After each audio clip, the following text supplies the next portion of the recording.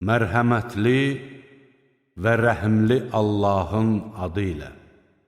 Qadınlarınızı boşadığınız və onların gözləmə müddəti sona yetişdiyi zaman onları ya şəriyyətə müvafiq qayda üzrə saxlayın, ya da müvafiq qayda üzrə buraxın.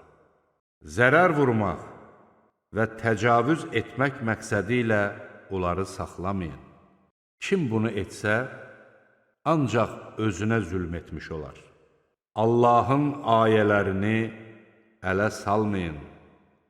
Allahın sizə olan nemətlərini, öyüd nəsiyyət vermək üçün nazil etdiyi kitab və hikməti yadınıza salın.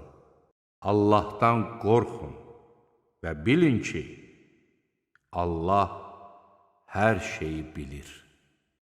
Qadınlarınızı boşadığınız və onların gözləmə müddəti başa çatdığı zaman, ərlə arvad şəriyyətə müvafiq qayda üzrə öz aralarında razılığa gələrsə, o qadınlara yenidən əvvəlki ərlərinə ərə getməyə mane olmayın.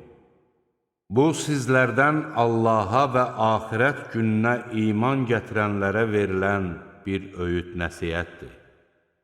Bu, sizin üçün daha yaxşı və daha pakdır. Allah bilir, siz isə bilmirsiniz.